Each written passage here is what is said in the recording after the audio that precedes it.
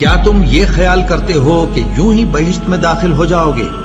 اور ابھی تم کو پہلے لوگوں کی سی مشکلیں تو پیش آئی ہی نہیں؟ ان کو بڑی بڑی سختیاں اور تکلیفیں پہنچیں اور وہ صعوبتوں میں ہلا ہلا دیے گئے،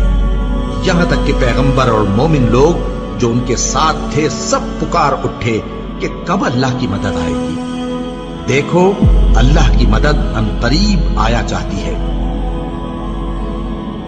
کیا تم نے یہ سمجھا تھا ام حسبتم ان تدخلوا الجنہ، کیا تم نے یہ سمجھا تھا کہ جنت میں داخلہ مل جائے گا، جنت میں داخل ہو جاؤ گے؟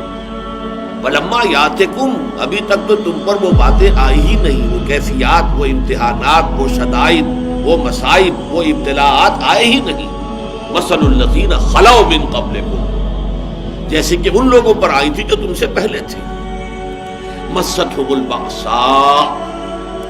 انہیں گھیر لیا آ کر سختیوں نے۔ سختیاں ہر طرح کی ہو سکتی ہیں، لیکن خاص طور پر باسا کا لفظ آتا ہے فقر اور فاقہ، بھوک کی سختی۔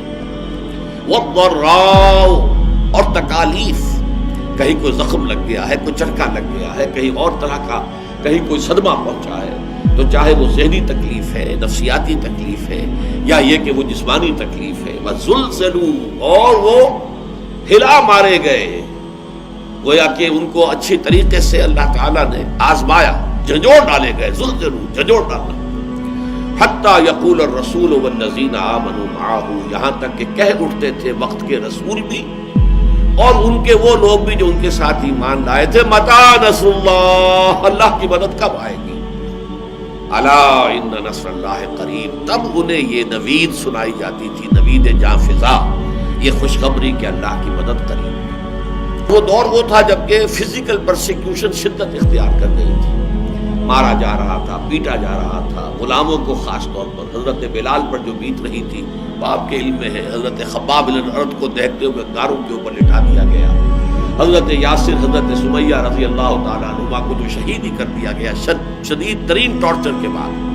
تو یہ جو حالات تھے کہ جن سے اہل ایمان دو چار تھے اس وقت، تو کچھ لوگوں کے دلوں میں کوئی اضطراب پیدا ہو گیا، ارتعاش سا پیدا ہو گیا ان کے اعصاب میں،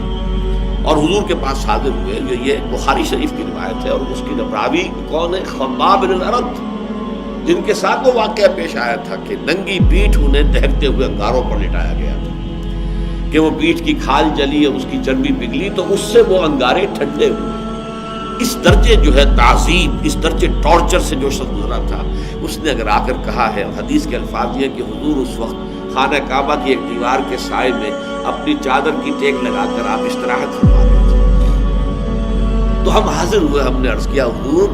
اب تو یہ مصائب ناقابل برداشت ہوتے جا رہے ہیں، الا تدعو لنا، آپ ہماری دعا نہیں کرتے کہ اللہ تعالیٰ کی طرف سے نصرت آ جائے؟ تو حضور نے بھی کچھ اظہار ناراضگی فرمایا، آپ اٹھ کر بیٹھ گئے اور آپ نے کہا خدا کی قسم تم بہت جلدی مچا رہے ہو، تم سے پہلے کے لوگوں پر تو وہ مصیبتیں آئیں جو تم پر ابھی آئی ہی نہیں ہے۔ تم سے پہلے جو امتیں تھیں جو ایمان لاتے تھے رسولوں پر، ان کا تو یہ بھی ہوتا تھا کہ زندہ آگ میں جلا دیا جاتا تھا، یہ بھی ہوتا تھا کہ لوہے کے کنگھوں سے ان کی ہڈیوں پر سے ان کے گوشت کو کھرچ لیا جاتا تھا، یہ بھی ہوتا تھا کہ ایک گڑھا کھود کر ایک آدمی کو گاڑ دیا جاتا تھا اس میں، اور پھر اس کے سر کے اوپر آرا رکھ کر چیرنا شروع کرتے تھے اور پورے جسم کو دو حصوں میں تقسیم کر دیتے تھے، لیکن پھر بھی وہ ثابت قدم رہتے تھے، تو جلدی بچا رہے ہیں۔ خدا کی قسم وہ دن آ کر رہے گا کہ ایک سوار صنعاء سے حضر موت تک سفر کرے گا اور اسے سوائے اللہ کے کسی کا خوف نہیں ہوگا، لیکن بہرحال وقت لگے گا، تو اللہ تو ظاہر کر کے رہے گا ان کو کہ جو سچے ہیں، واقعی صادق الایمان ہیں، اور ان کو کہ جو جھوٹ موٹ کے ہی مومن بنے پھرتے ہیں، جو حقیقت میں مومن نہیں ہے بلکہ صرف یہ کہ انہوں نے ایمان کا لبادہ اوڑھ لیا۔ اللہ تو لازماً ظاہر کر دے گا کون حقیقتاً مومن ہے اور کون منافق ہے، یعنی جو جھیل نہیں سکتا، جو تحمل نہیں کر سکتا، جو برداشت نہیں کر سکتا، جس کی ہمت جواب دے جاتی ہے، جو پیٹھ دکھا دیتا ہے، جو پسپائی اختیار کرنا شروع کر دیتا ہے، پھر وہ مومن نہیں ہے، وہ منافق ہے۔ اور انہیں آزمائشوں کے ذریعے ہی سے تو یہ بات کھلتی ہے کہ کون مومن ہے، کون منافق ہے، کون سچا ہے اپنے دعوی ایمان میں اور کون جھوٹ موٹ کا مدعی ایمان ہے۔ تو اگر یہ فتنے نہ ہوں، یہ آزمائشیں نہ ہوں، یہ تکالیف نہ ہوں، یہ مصیبتیں نہ ہوں، تو یہ دودھ کا دودھ پانی کا پانی جدا کیسے ہوگا؟ یہ تو سب گڑبڑ رہے گی۔ یہ ہے اصل میں وہ مستقل مضمون اس قرآن حکیم کا کہ صاحب ایمان کے لیے لازماً ابتلا، امتحان، آزمائش، بلکہ اس کو نوٹ کر لیجئے، جس کا جتنا اونچا مقام ہوگا اتنی ہی بڑی آزمائشیں اس پر آئیں گی، اتنے ہی سختر امتحانات سے اس کو گزرنا ہوگا۔ جس کی سب سے بڑی مثال جو آئی ہے وہ حضرت ابراہیم علیہ السلام کی ذات مبارکہ ہے، کیسے کیسے امتحانات سے وہ گزرے ہیں۔ وَإِذِ ابْتَلَىٰ إِبْرَاهِيمَ رَبُّهُ بِكَلِمَاتٍ فَأَتَمَّهُنَّ قَالَ إِنِّي جَاعِلُكَ لِلنَّاسِ إِمَامًا، اور یاد کرو جب کہ ابراہیم کو آزمایا ان کے رب نے بڑی بڑی باتوں میں، کلماتن، یہ جو تنکیر ہوئی ہے، نکرہ آیا تفخیم کے لیے، بہت بڑے بڑے امتحانات۔ اکلوتا بیٹا 87 برس کی عمر میں دعائیں مانگ مانگ کر لیا، آخری امتحان یہ تھا اس بوڑھے کا، اس ضعیف کا، 87 برس کی عمر میں بیٹا ہوا ہے، اور اب 13 برس کا بیٹا ہو گیا ہے، وہ بوڑھا 100 برس کا اور اکلوتا بیٹا۔ فرمایا ذبح کر دو، اور وہ ذبح کرنے کے لیے تیار ہو گیا۔ یا ابراہیم قد صدقت الرؤیا انا کذالک نجزی المحسنین،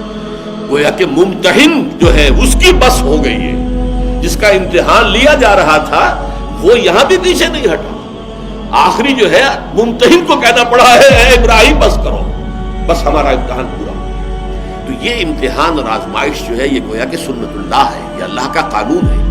اور اس میں جو جتنا اوپر جائے گا اتنے ہی سخت سے سختر امتحانات جو ہیں اس حساب کا پیش آئے گا۔ یہ گویا کہ اٹس دی رول، یہ قانون ہے۔